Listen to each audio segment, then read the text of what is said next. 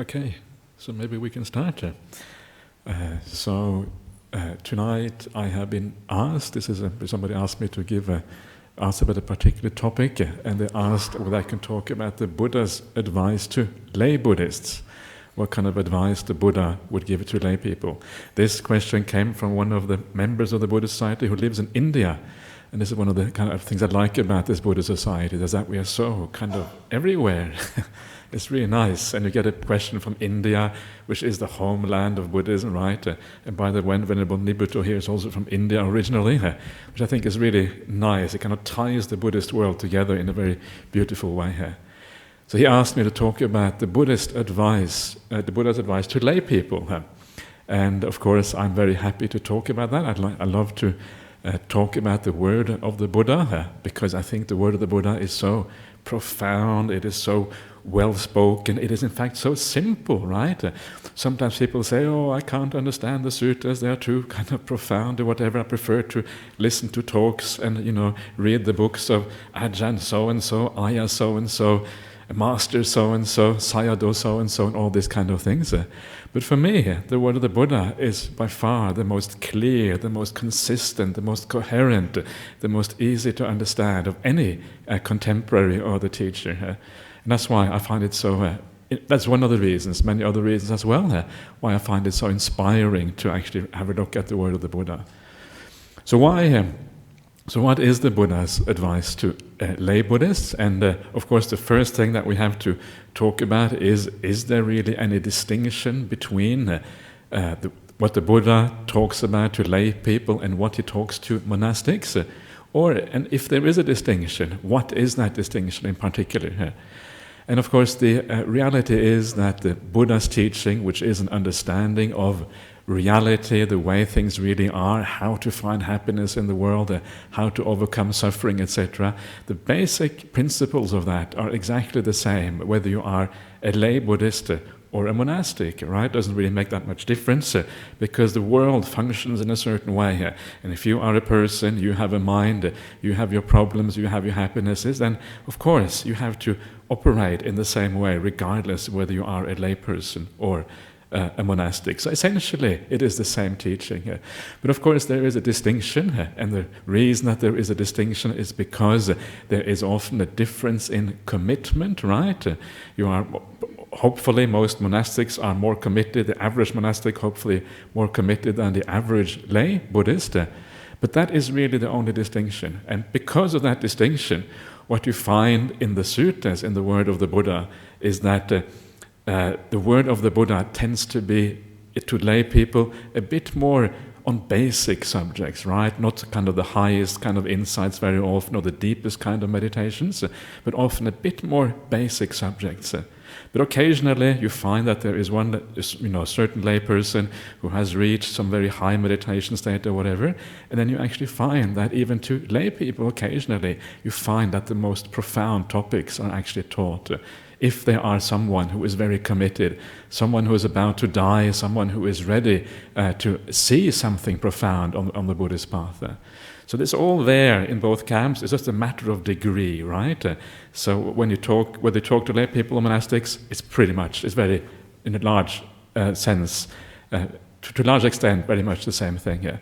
But of course, because sometimes lay people often kind of more lay people concerns, right? Sometimes the teachings, even in the suttas, are really kind of down to earth to some lay people. And one example of this, of a really down to earth teaching here, this is when King Passana goes to visit the Buddha. King Passana, he was a king of one of the largest kingdoms in India at the time, called the Kosalan kingdom, a very large kingdom in the north of India, perhaps roughly, it's very hard to say exactly how large it was, but maybe roughly the size of Thailand or something like that. So it's quite a large country, right? Especially at the time when they didn't have any cars or any planes to kind of hold it together. It is quite large for those times. So he was the king of this country, and he was a very staunch disciple of the Buddha, and he would regularly go to the Buddha to ask the Buddha various kinds of questions, right? And some of these questions are really sweet questions. That's why I want to talk about this, because he was kind of concerned sometimes with very worldly, ordinary things. And on one occasion, he comes to the Buddha and he's kind of huffing and puffing away. He's just had a meal and he's putting on weight, right? And then the Buddha gives him a teaching on how to lose weight. And this is actually in the sutta. This is one of the teachings that Buddha gave to one of the people. Well, it's so down to earth, right? It's just some kind of straight down the line for that many people wish they had that kind of teaching. And what I like about this is that one of the problems sometimes with Buddhism is that sometimes we tend to kind of elevate the Buddha in the wrong way. We regard the Buddha as some kind of somebody who is sort of beyond humanity and is outside ordinary understanding of what human beings are here. He's kind of outside of the he's kind of almost like a god in a sense, or he is the Dhamma principle, which is beyond human beings, all these kind of things. But the more you read the suttas, the more you understand that the Buddha has all these very human qualities, right? And this is so interesting. Not only does he have human qualities, but the way that he interacts with people is exactly the way that you would expect an ordinary person to interact with somebody else. This is how you lose weight, right? Oh, thank you, Master. It's a wonderful thing. You gave me this profound instruction on how to lose weight. I'm so happy about that. What a wonderful thing that is. So there's all these ordinary teachings that come into this. And it humanizes the Buddha. It shows us that the Buddha really is one of us. He's a human being. He's not something entirely different. And this is important. I mean, of course, it is crucial to respect the Buddha. It's crucial to understand that he had understood something that the vast majority of people do not understand. Especially, he understands the distinction between true happiness and true suffering in life. This is what the Buddha understands. It is the thing that everybody is looking for. So he has really found the answer to the meaning of life. And this is what I find is just so powerful about the Buddha. Right? So this is on the one hand, this is what makes him so powerful. And on the other hand, he is a human being, just like the rest of us. You read in the suttas, it talks about his defilements that he had before his awakening, right? He talks about ill will, he talks about sensual desire, he talks about having wrong view, right? Looking at the world in the wrong way. He talks about all of these ordinary things. He talks about his body getting old and out of shape and falling apart. He talks about having backaches, right, when he gets old, and all of these kind of things. So these are the things that humanizes the Buddha, and it shows us that the Buddha basically is just a human being, but a human being who took the human potential to its highest, or took the human state to its highest potential. That's what it is. So when we respect the Buddha, it's important to respect him in a sense, in the right way. Yes, we can put the Buddha on a bit of a pedestal, like this pedestal behind here, and that's fine. We should do that, because he really is the supreme teacher of what everybody wants to know. But we should not put him on the wrong kind of pedestal. So what was that teaching that the Buddha gave on how to overcome weight, or kind of lose weight? Are you interested in that? Is that a good, interesting teaching? Is that what you came here for tonight? Probably not. So what is the teaching that he gave? And what he said was that the way to do this is very, very simple, right? Very basic teaching. You are ever mindful, and when you're mindful, you realize moderation in food. And when you have moderation in what you eat and in your food, then the consequence of that is that you have less illnesses, and you live a long time. And of course, because he was teaching a king, he taught this verse to the king's attendant, right? Okay, attendant, you learn this, and every time the king has a meal, you say this to him, right? You say these words to him.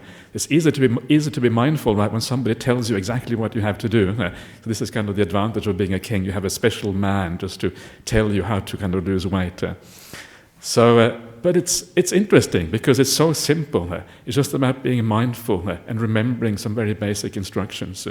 And one of the instructions there, which I find interesting also, is this idea that if you eat in moderation, you live long, right? You have a long life. This is one of those things that you will see today as well. This is one of the things that is fairly well known, I think, even in the present day, that moderation in eating tends to lead to good health and a long life. But it goes back to the time of the Buddha, goes back 2,500 years. So this is the first thing, right? So I'm just starting off with some of the really basic things. What is interesting about the Buddha's relationship to this King Passana is that they were very close together, and King Passana would go to the Buddha on a very regular basis and ask for advice, right? And one to tell this understanding is, go ahead and King Passana, the world who treat bad actions, they treat themselves as if they are their own enemies. But those people in the world who treat other people with good actions by body, speech and mind, they treat themselves as if they are their friends, as if they love themselves. Right? And so the point, what he is saying here, and this is kind of an interesting point because it's almost the reverse psychology of how we normally think about things. It is not just the fact that when you treat other people well, you kind of love those other people. When you treat other people well, you love yourself. You are your own friend. In the same way, if you treat other people badly by body, speech and mind, it is not only as if you treat those other people as enemies, you are treating yourself as your enemy. So it's kind of entirely reverse psychology of how we normally think about this. And of course, it is very obvious from a Buddhist point of view, because if you treat somebody else bad, who is the person who will in the long run have most negative effect from that bad action towards others? It is you, right? You will regret doing those things, you will feel bad about it afterwards, and this may go on for a long time into the future. So every time you do something bad towards somebody else, you are treating yourself as if you are your own enemy. And in the same way, when you do something kind to other people, when you treat other people well, you are the one who reap the most benefit from that. Because in the future, you will feel happy and content from your good actions, and you are treating yourself as your friend.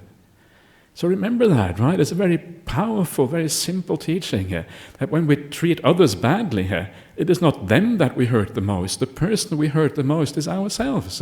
Do you really want to hurt yourself? Do you want to be your own friend? Do you want to love yourself? Do you want to have a good relationship to yourself? Or do you want to live to your own detriment and drag yourself down and actually be like your own enemy here? So when you think about that, you're turning this thing around a little bit, and it actually makes a kind of different impression of the mind.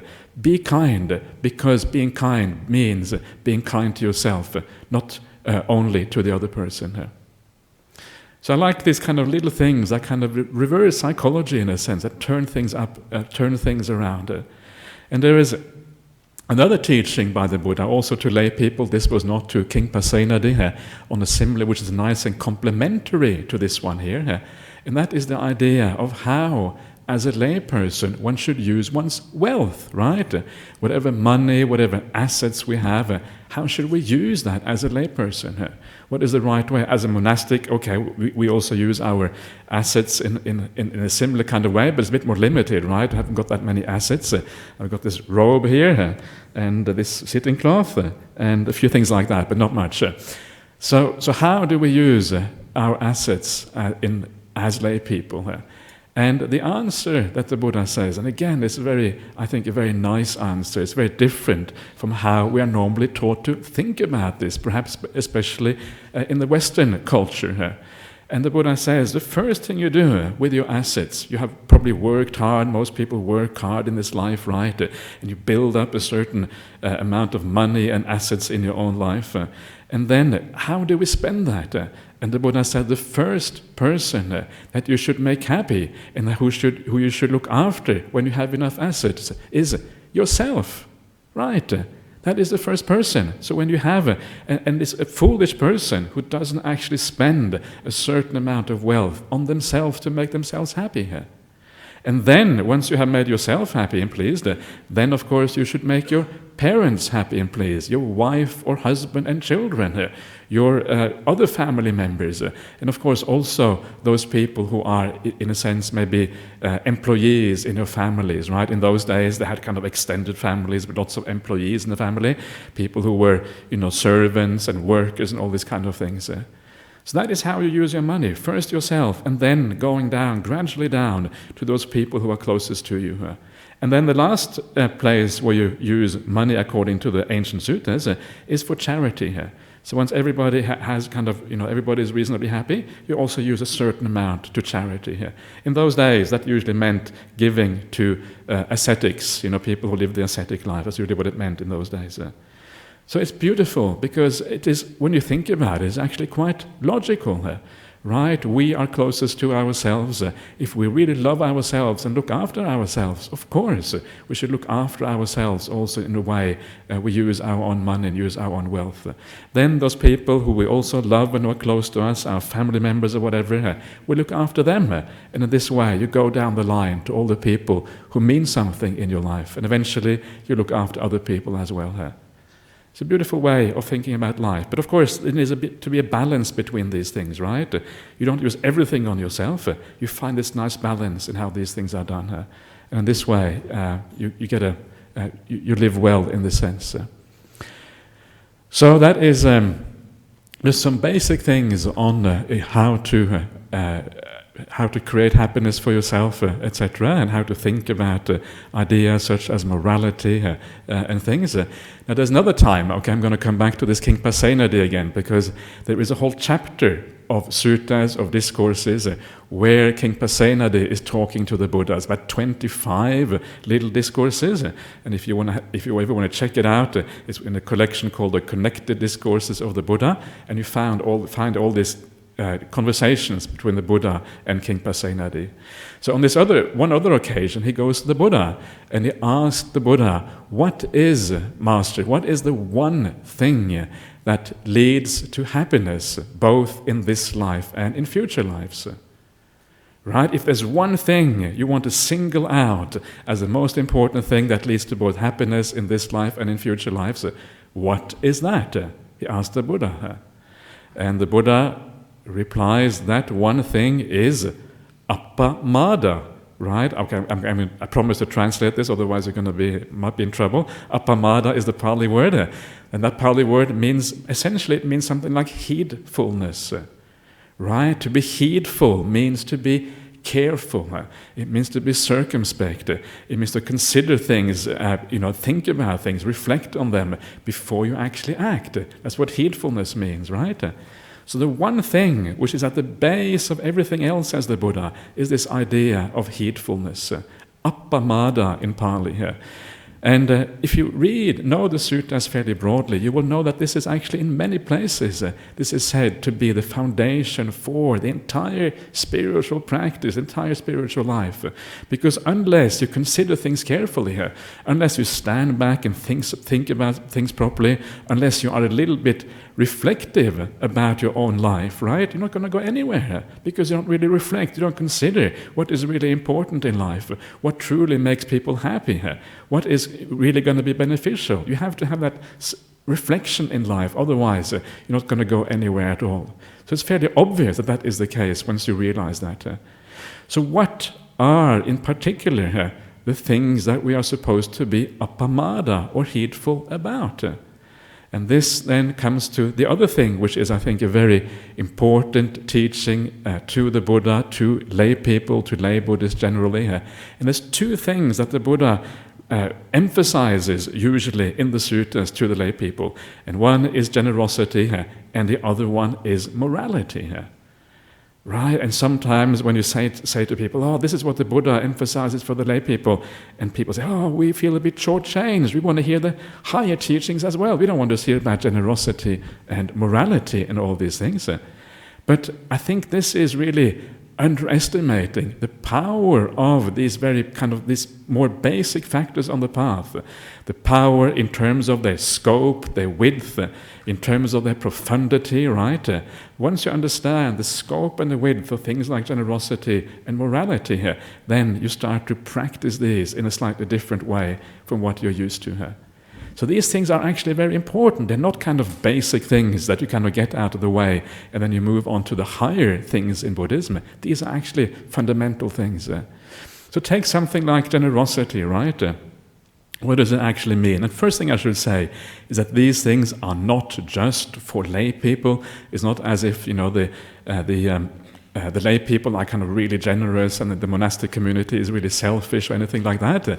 That's not really the idea. These things are universal qualities that everybody needs to practice, whether you are a monastic or a lay person.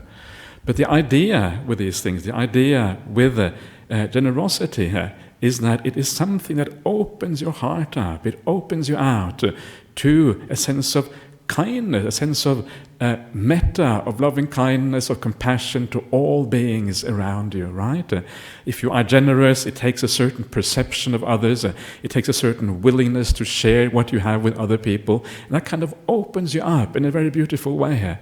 And I'm sure sometimes many of you will have that feeling in life where you feel almost like this generosity coming out of you, and you want to share with all people around you.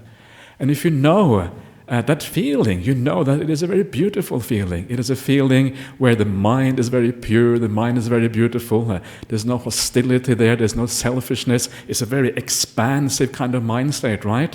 When you're selfish, you're kind of narrow down inside of yourself, and there's a lack kind of in this beautiful, expansive mind state, isn't there?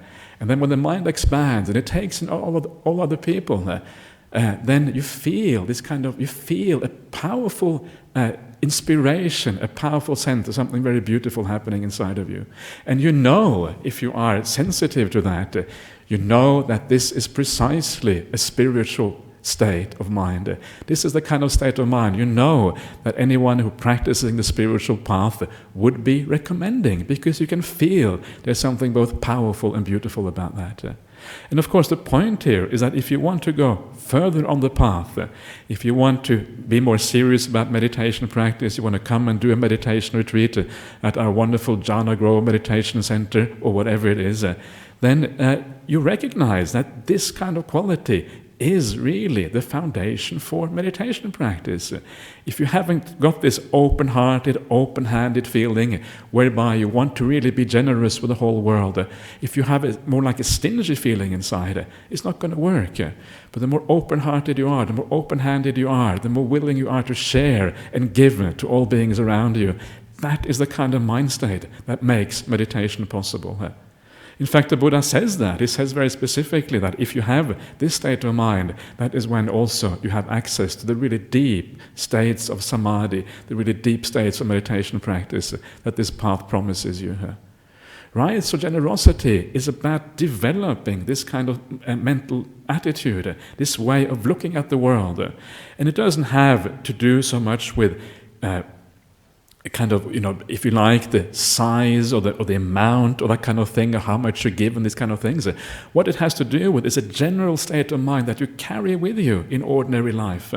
The state of mind where you always have this feeling of kind of being willing to share and give something to others or the world around you. It's a general state of mind. So it's more about how often we are generous, right, than about how much necessarily we do.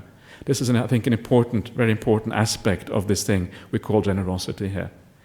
So that is the generosity side. And this is a very important teaching that the Buddha always teaches to lay people, and he also teaches it to monastics as well here. So to the extent that we have the opportunity to be generous, we try to live exactly like that, because you realize after a while that this is absolutely required for the path to really mature and to get anywhere here. So that is the generosity side. So then we have the morality side, right? And very often when we talk about morality or sila in Buddhism, we often talk about the 5 precepts, right? And of course the 5 precepts are a very important foundation for the Buddhist practice. If you got those, you already have a nice foundation there. And one of the great things I think about this Buddhist society is that there are so many people here who actually practice these 5 precepts. I think we have over 1,000 members, right, who practice the 5 precepts in this Buddhist society here. And that is just so inspiring, right? It is such a wonderful thing here. There's a story which Ajahn Brahmali always tells, well, not always, but he tells it sometimes. I can't remember when he told it last, but there's a story from Thailand, and this is when he was in his monastery, Ajahn Chah was Ajahn Brahm's teacher, as I'm sure all of you will realize by now. Ajahn Chah was one of the most famous monks in Thailand in the 20th century. I think at his funeral they had something like 500,000 people show up, right, at his funeral. Absolutely massive. I hate to kind of think about Ajahn Brahm's funeral. It's probably going to be something similar. 500,000 people coming, right? We see. Can we organize that, Drew, out here? Is that first? Okay, don't tell the council. Okay, we've been in serious trouble. Anyway, that's for the future. Hopefully, that's still a long way away, because it would be a rather significant loss to say that to if that happened. But anyway, this was Ajahn Chah's monastery, right? He was very, very famous monk. And on the Uposatha days, the days of the full moon and the new moon, people would always come to the monastery here. And of course, on the Vesak day, the day when we celebrate the Buddha's birth and passing away and enlightenment, the Vesak day, the crowds were often very large. They would all come to see Ajahn Chah from all the neighboring districts and that sort of thing here. So on one of these days, when the monastery was absolutely packed, I don't know how many people were there, maybe 1,000 people or something here, Ajahn Chah used the opportunity and he said, "How many of you keep the 5 precepts," right?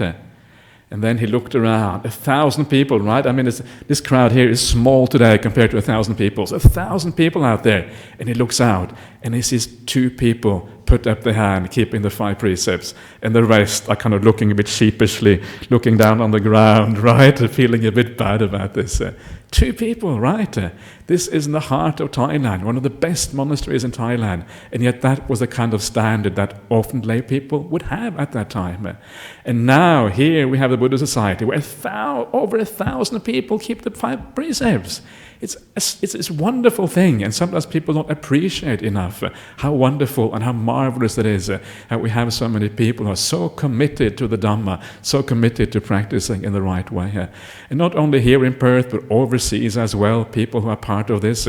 We have if you may not be aware of this, but we have an online facility for the BSWA website where you can take the precepts online, right? Because you live somewhere far away, like in Africa or in South America or in North America for that matter, or in Europe or whatever it is, and you have no temple around you, so you come to the BSWA. We come to the rescue. Here is where you can take the 5 precepts.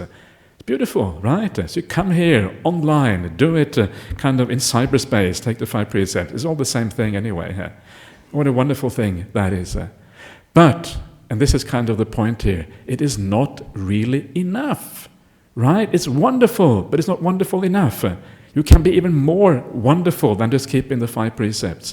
And I would recommend you to be even more wonderful. First of all, I would say to those of you who are not keeping the 5 precepts, I'm not going to ask you to put up your hands or anything like that. Oh, that would be pretty embarrassing, wouldn't it? But I would really recommend you to take this as the foundation stone for your Buddhist life, because it is really incredibly important. If you want to be happy, if you want to have some success in a meditation practice, if you want to be a kind of beacon, right, for other people around you, how to live life well, wow, this is really what you should be doing here. But ideally, if you're really serious about the Buddhist practice, it's not really enough, right? That's a terrible thing to say, isn't it? You probably feel really, but the point is that even the 5 precepts, after a while, they become like second nature. You keep the 5 precepts, you do it every day, you know exactly what you're doing, it kind of comes from your heart anyway, you know that this is the right thing to do. And because it is second nature, you don't invest a lot of intention into that anymore.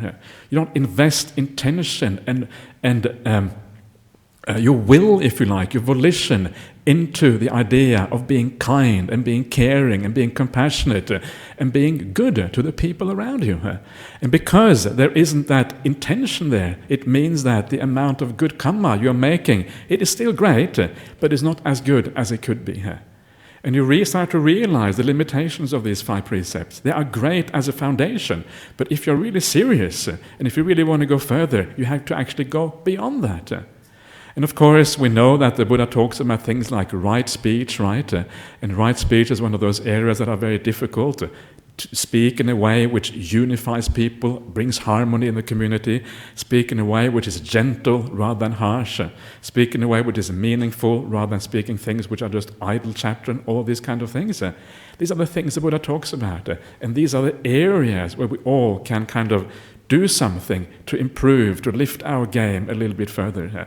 Not to speak of the mind, right? Mental virtue is also an aspect of the Buddhist path. And all of these things, when you start to look at all of these things, the breadth and the scope of the Buddhist practice is so wide, and it's so much more than what most people normally think of as morality or ethics. And why is this so important? For those of you who are interested in meditation practice, interested in being mindful, interested in experiencing some of the joy that is available on the Buddhist path, the Buddha consistently says there is one thing which is the source, the foundation, the basis upon which all meditation works.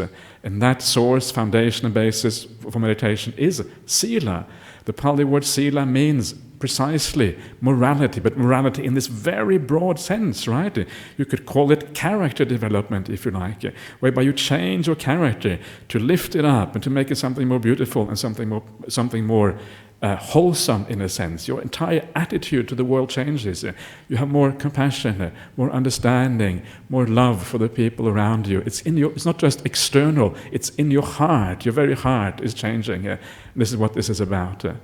And people often, I think, make a mistake in the sense they think that, the reason why perhaps my meditation isn't going so well, why am I not making quicker progress than I am? These are the kind of standard questions people have. I want to make progress more quickly. Why am I stagnating? What's going on? And they often think, I'm not sitting enough hours, I want to sit for 8 hours a day, or maybe I'm using the wrong meditation object, right? Maybe should I use metta? Should I use, in other words, loving kindness meditation? Should it be breath meditation? Should it maybe be asubha meditation? I don't know, maybe I'm using the wrong meditation object. Or they think, I don't really know how to use the meditation, or I'm focusing on the breath in the wrong way, or whatever it is. But no, the Buddha never really talks about any of those things. These things are not the reason why the meditation isn't working. They may have a little bit to do with it, but the only thing that the Buddha consistently says in the suttas is the cause for good meditation practice is your sila, your purity, your character, who you are as a person. That is the thing that really matters. And now you can see when the Buddha tells the lay people to be moral, to live well, to be kind-hearted, all these kind of things, it's actually very profound. It is a sort of thing that enables you later on in life to come here, sit down, go to Jhana Grove and meditate and actually get the real results. But you have to take this idea of sila, or morality, to a very profound level. And then these things really start to make a big difference. You start to learn how to become less angry as a person. You start to learn how to look at people in such a way that anger doesn't arise anymore. You start to understand that other people, they are trapped in their own personalities. They are trapped because of their own past. They can't really be much different from the way they are. And then you can have compassion to them when they do stupid things, rather than being angry and upset in return. These very simple, basic aspects of Buddhist teachings that enables you to become a far better person as a consequence, right? If you look at people in the right way, how can you ever get angry? Right? They are trapped in the way they're doing things. When they do something bad towards somebody else, whether it is towards you or something else, it's not because they want to do something bad, it's because they are compelled by their own history to live out those actions. Got nothing to do with you, has everything to do with the other person. And when you change your attitude towards these kind of things in this way, something very profound changes inside of you. What changes is that you become a different person. Your character changes, and a goodness arises inside of you, which you have never seen perhaps before. Or maybe you have, but maybe a long, long, long time in the past, right? A past that you can't even recall. So this is the idea of Buddhist morality, and this is why I think the Buddha emphasized this, not only for lay people, but of course for monastics as well, because this is such an important foundation for everything in Buddhism. Without that, there is really no going forward. So remember that, right? And when you remember that, whoa, it gives such a wonderful and powerful boost. So, apamada, right? Being heedful is the foundation, the one thing that we all should do on this Buddhist path. Have to be heedful at the very base of the Buddhist path.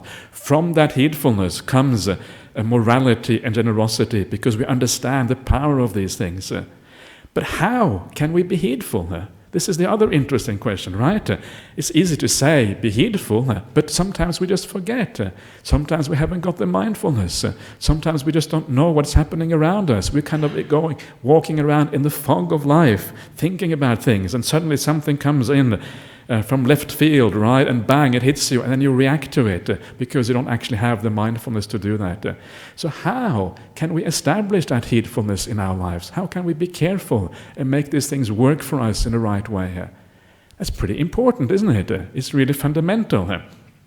And what the Buddha says is that, again, and this again is advice to lay people, right? It's advice to monastics as well, but it's also to lay people, that the way to do that, the way to remain heedful, is to make sure that we all have enough spiritual input in our lives. That we listen to spiritual teachings, that we listen to the monastic, you listen to the Buddha, you understand the word of the Buddha and all these kind of things. And if you have enough spiritual input, that will always remind you of what you have to do. It's so easy to forget, right? Is it easy enough to forget in the monastery, where you are surrounded by other people who are like-minded all the time, let alone how easy it is to forget in lay life because of all the business and all the stuff that goes on. I've been there. It was a long time ago now, but I have been there, and I know what it's like. I know what it's like even now sometimes. So because of that, we need that continuous spiritual input, that input which reminds us of what actually is important in life, reminds us of our priorities, how we should be living our life, etc. So, and the Buddha compares this, a very beautiful simile in the sutras that I think I spoke here a few weeks ago as well. And he compares this to rain falling on the mountaintop. Right? What happens when the rain falls on the mountaintop? If it keeps on falling and falling and falling and falling, then the rain forms into little streams. Right? Those little streams then merge and go into larger streams. Those larger streams then go into the little lakes. The little lakes overflow, go into the larger lakes. The larger lakes eventually overflow, go into the big rivers. The big rivers eventually become, big and large, and they go into the ocean. And then gradually they fill up the great ocean. So if it keeps on raining on that mountaintop, right? Keeps on raining and raining and raining, it eventually ends up filling up the great ocean itself. But the rain has to continue. It has to keep on raining. And when that rain keeps on going, then eventually it happens. In the same way, you have to continue to get that input in your life all the time. That reminder of what is important in life, on how to live. And when you keep on getting that reminder, it is as if it is raining on that mountaintop. And eventually the great ocean itself fills up. What does it mean that the great ocean fills up? Well, eventually what it means is that eventually, of course, the idea is to reach the Buddhist idea of awakening itself. So one day, if you keep on raining, right, and all you have to do is to listen to good teachings, listen to the real Dhamma, understand what the Buddha was on about. And as you do that, you inexorably moving towards awakening, whether you want to or not, right? There's no stopping you anymore. And if you don't want awakening, well, remember, awakening is the highest happiness, right? So it's really worthwhile. It's a really good place to go. So inexorably, no choice, moving towards awakening, just by allowing that rain to fall on the mountaintop continuously again and again and again. So that is the foundation, and that is how this whole thing kind of moves in that direction. Right? You can kind of see how these things kind of fit together very beautifully here. And when you understand that. And so there are really only some very few basic things that we need to remember in our life if we want to live well as Buddhists. And one is to remember to get spiritual input, on a regular basis. And the other thing which is very useful to keep in mind, just going back to the idea of morality I was talking about before, is just remember kindness, right? Remember input, remember spiritual input and kindness. If you can remember those two things in your life, wow, you're going to go a long, long, long way on the Buddhist path. So these are some of the basic things that the Buddha talked about to lay people. There is one other thing which is very, I think, interesting in the suttas, and that is the Buddha talks about certain recollections, certain ways to think about the world, right? And he specifically said that lay people should also think about these things in the right way. So what are these recollections? And there's 5 standard recollections the Buddha talks about, and that we should remember that illness is part of life. Old age is part of life. He talks about everything that is dear and pleasing to me must depart from me one day. You cannot hold on to things in this world. Things eventually have to go. He talks about we are the heir of our karma. And lastly, he talks about the fact that we must die, right? Death is an aspect of life. And I think this is the idea of death here. All of these other aspects are kind of, in a sense, subsumed under this idea that we must die. But the recollection that life eventually must end in death, I think is one of those very important spiritual reflections that most people should do from time to time. Because why is it so important? Why does the Buddha say that lay people, everybody, should reflect on this? And of course the reason is because when you reflect, when you know that you're going to die, and you don't know exactly when it's going to be, right? Sometimes it happens before we would like it to happen.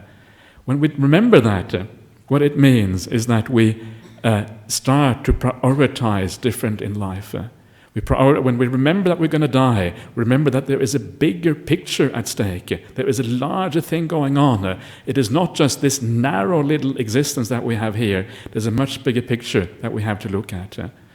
And this is explained in a very beautiful way elsewhere in the suttas. Actually, before I even go there, I will just there's another nice little simile about the kind of the nature of death that I remember when I started reading the word of the Buddha. It really struck me as very powerful. And this also is about a conversation between King Passana and the Buddha. And King Passana again comes to the Buddha, and King Passana complains, all these ministers and all these kind of foolish people, I've had enough of all that stuff. And then the Buddha says to him, well, great king, he was called Maharaja, great king, is that what that word means? Well, great king, if a man came to you from the south and said, a mountain is coming this way, a mountain is walking this way, crushing all living beings in its path, what would you do? If another man is coming from the east, walking towards you, crushing all living beings in its path, what would you do? If a third mountain is coming from the north, a fourth mountain is coming from the west, each one of them crushing all living beings in the path, and you are in the middle, just waiting for the mountain to crush you, what would you do? And of course, the king answers, well, if that was the case, I would just kind of get on with my practice and do what is good and do what is wholesome. What else can you do when death is so inevitable? And of course, then the Buddha says, I inform you, I announce to you, death is coming right now, moving in on you, and before you know it, your life will be over. What will you do? Of course, what can you do except for living wisely and to do what is good and avoid what is bad? Right? And this is kind of, and I remember reading that, when I first read that, I thought this is really powerful simile for death in our life, how important it is and how central, when you think about it in the right way, how it changes your attitude about things. And one of the other similes that the Buddha is using to kind of drive home this point is a simile. He says that life is a bit like all the sensual, all the objects, all the things that we accumulate in life. Although those things are like borrowed goods. Everything in life is like borrowed goods. Right? If you borrow something from somebody else, you don't attach too much to it, because if you attach too much to that thing, then when you give it up again, it's going to be very painful for you. Right? So when you borrow somebody, okay, you're borrowing something for maybe a few days or a week or a month or whatever, maybe you're renting an apartment, you don't invest so much into that apartment because you know you're going to have to give it up very soon. But the Buddha says everything in life is like that. Everything in life is like borrowed goods. Why? Because eventually you're going to have to die. And when you die, you're going to have to give it all up again. All your possessions, everything you own in this world, all your friendships, all your relationships with your family members, whatever it is, right? A lot of your psychological belongings, things like your status in society, your education, your social position, whatever it is, that too has to go. And of course, finally, your own physical body has to go as well. All of that stuff is really just borrowed goods. It belongs to this world, does not belong to the next world. When you come to the boundary between this life and the next life, you're going to have to give it all up. And what are you left with? At that point, you're left with only one thing, and that is your mind. And if that mind has been developed in a good way to be made beautiful and shiny and powerful and happy, you bring that happiness into the future, right? And that is what it means then to basically get a good rebirth in a future life. It means that you're bringing with you a beautiful mind that you have created in this life, a beautiful character, and that then moves you forward in a positive way in a future life. Right? So it is all about investment. How are we going to invest our time? What is our investment strategy going to be like, right? How much are we going to invest in this narrow little slice of time, which is called this life? And how much are you going to invest instead in a much broader picture of things? The great expanse, right, of life, moving on from this life, moving on into the future, into a renewed existence, and possibly going on like that for a very long time. What are you going to invest in? Right? And this is what the idea of death tells you. If you remind yourself you're going to die, it reminds you where you should invest. It reminds you what is really important in life. It doesn't mean that you stop doing the ordinary things in life, but it means that how you deal with the ordinary things in life changes. Yes, you still work, you still do the things that you have to do with your family and friends, but you change the quality on how you do those things. You do it in a different way. You do it with more kindness, more care, more compassion, to ensure that you build up all these positive qualities inside of you. And then you are, in a sense, investing in the right way. Right? So this is the idea of death contemplation. It is not bad at all if you use death contemplation in the right way. If you remind yourself you're going to die, what it leads to an enhancement of the quality of your life, more mindfulness, more ability to prioritize in the right way, right? And this is what death contemplation really is about at its most basic level. So it's a beautiful thing here. So when you do all of these things that I've been talking about now, right, or some of them, or whatever it is, you do some of these things anyway, then the Buddha also says, and this is one of the teachings he gives to Anathapindika, one of the most important lay disciples of the Buddha, who donated large monasteries and these kind of things to the Buddha and the Sangha at the time. He says to him that even you lay disciples, sometimes you should go away from the crowd, find a secluded place, and enjoy the bliss of seclusion in your own life. Right? What he's saying there is that you should not be satisfied with just being moral, not be satisfied with just living a life of generosity and kindness. Sometimes you should take time out and you should go to places like Jhana Grove. He doesn't actually mention Jhana Grove in the suttas, but he probably would have if he had known about it. So go to Jhana Grove, take time out and enjoy the meditation, enjoy the happiness that comes from living life well and living life in a good way here. Because this is the fruit, right? One of the benefits of living life well here. So please do that. And one of the beautiful things that you find out when you go on a meditation retreat, right? You find out a number of things. First of all, you find out that meditation sometimes works, sometimes it doesn't work, sometimes you're frustrated, sometimes you're not, all these kind of things, of course. But one of the things that you find out, if you go on regular retreats, say once a year or once every 6 months or whatever it is, you find out whether you are living your life as a Buddhist or as a spiritual person or whatever you want to call yourself, whether you are living it well or not. You actually find that out, because if after a certain period of time you go on retreat again and you find that your mindfulness has increased, your samadhi has increased, your defilements have gone down, you're less angry, right? You're more patient, all these kind of things. You have a more kind heart, you have more compassion for the people around you. If that is what you find when you go on retreat, and especially that your meditation is more profound, and that is one of the ways to gauge whether you really are living your life as a Buddhist in the right way. Otherwise, how do we know sometimes? Yes, we do all the right things, we do what seems to work or whatever, but you need some way of kind of establishing this. And going on a meditation retreat is a wonderful way of doing that. And hopefully, when you do that sometimes, you will get some of those great results, right? Which are part and parcel, can be part and parcel anyway, of meditation practice. When you really feel a sense of bliss, when you feel a sense of inner purity and happiness. And when you do that, you start to understand the value of living the spiritual life. You get access to certain things that ordinary people just don't have access to. And you start to get closer to understanding what the real meaning of life actually is. And the Buddha said, also lay people should also have access to that, right? It is not just for monastics. So if you live life well, you too can go there. And what a wonderful thing that is if that happens. So as you can see, that is just a summary of some of the teachings of the Buddha gave to lay people. It is pretty much the same as it is for monastics. All of the things that I've talked about tonight is basically the things that you can expect the Buddha to say almost to anyone. But still, the slant, the emphasis is slightly different.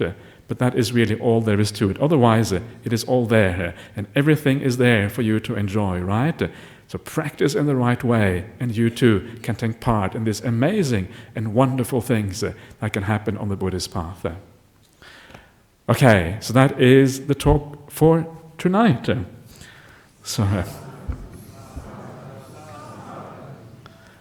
Okay, so are there any questions from the assembly tonight? Yes, you want to ask a question? No? Yeah, just over here. Okay.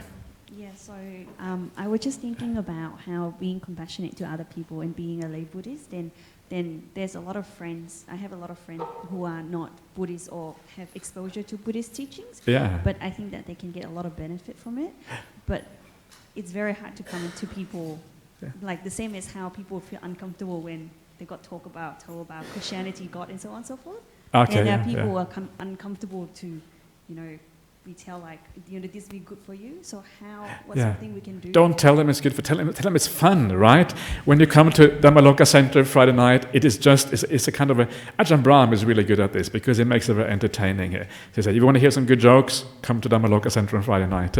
Right? There's a bit of spirituality perhaps, but the main point you're going to come is just to have some good jokes and have a good time. I think this is one of the I think most important things of a spiritual leader is to make the Dhamma accessible, right? Especially to people who haven't got that inclination, maybe don't really understand what it's all about. So you make it accessible to them, and then kind of people.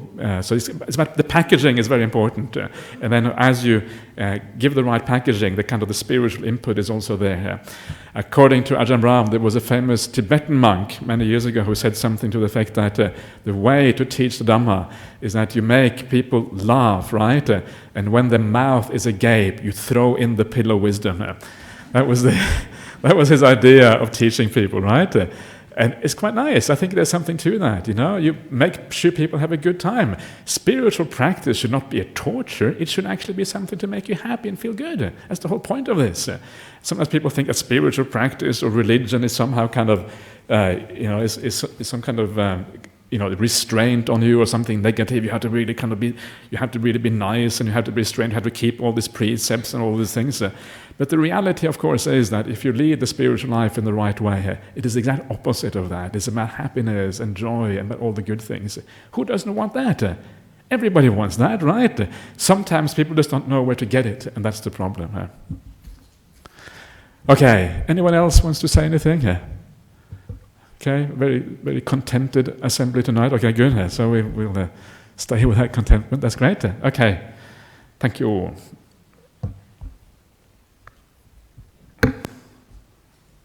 Okay, I just get my glasses out because otherwise I can't see anything at all. And I can see some blurry black and white stuff, but that doesn't quite cut it.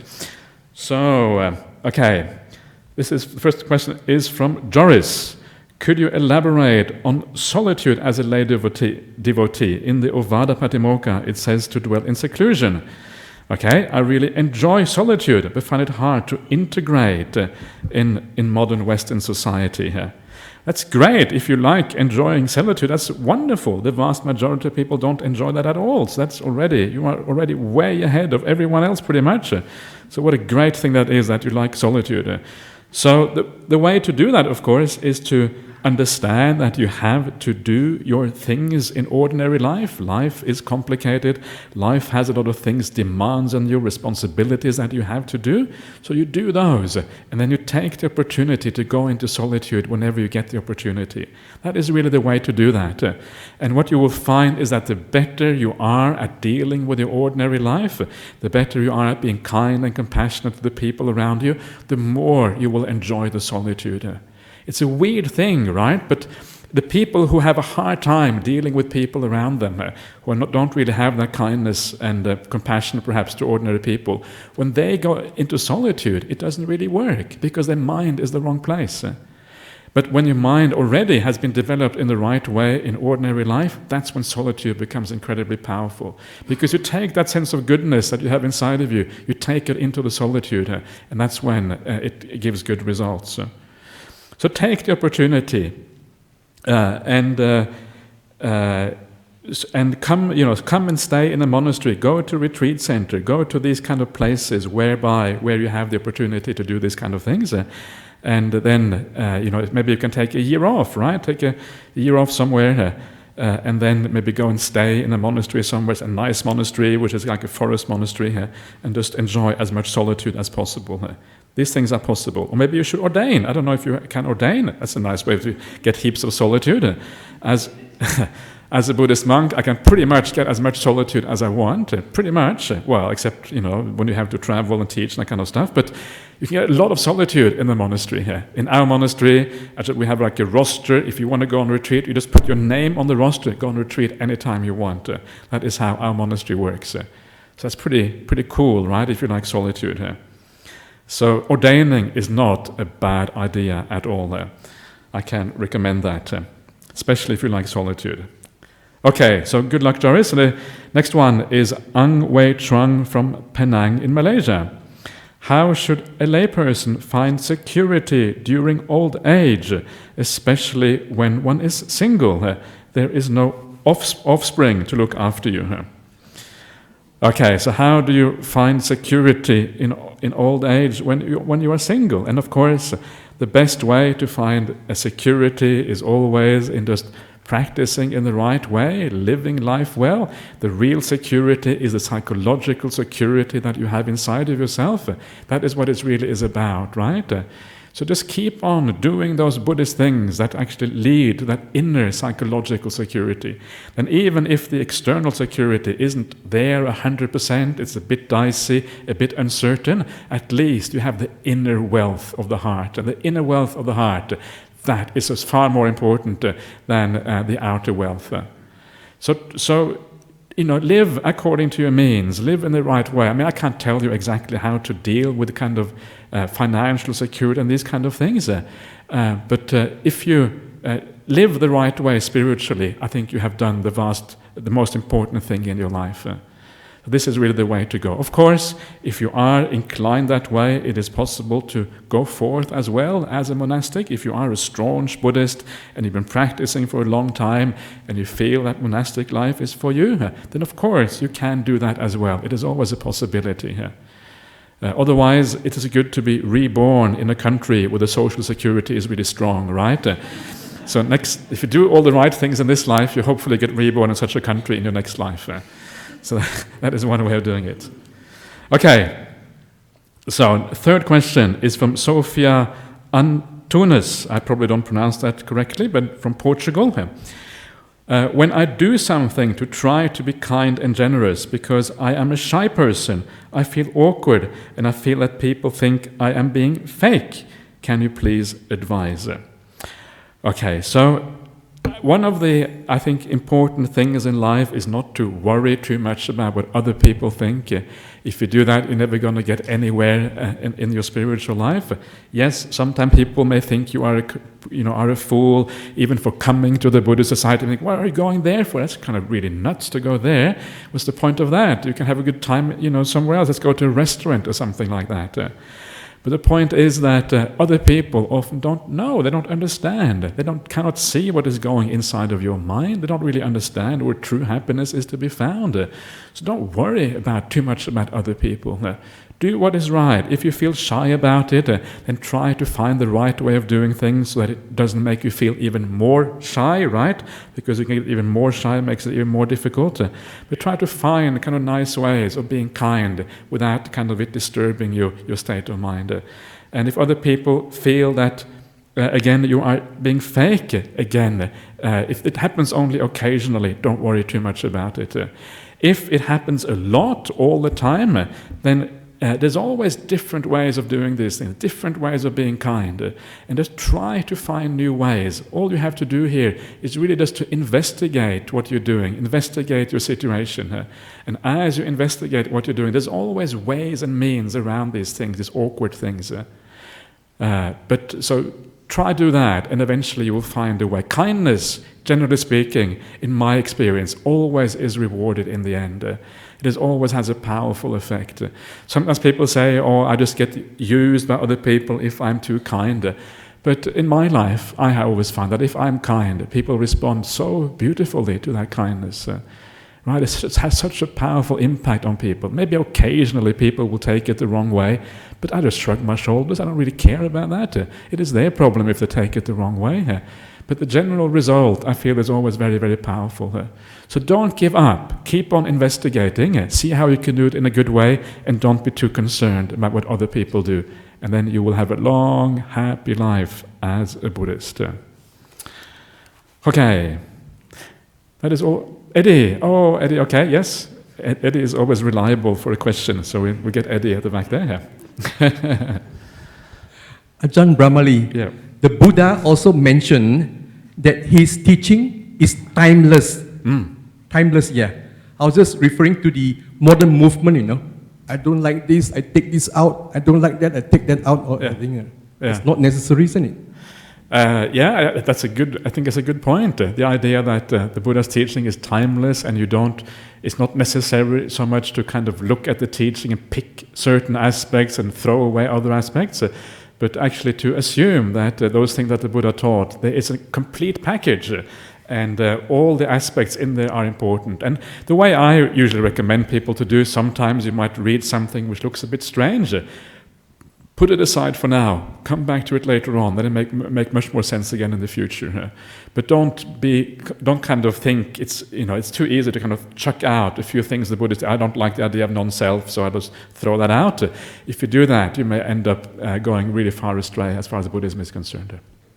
Thank you, Eddie. Okay, so let us pay respect to Buddha and Sangha.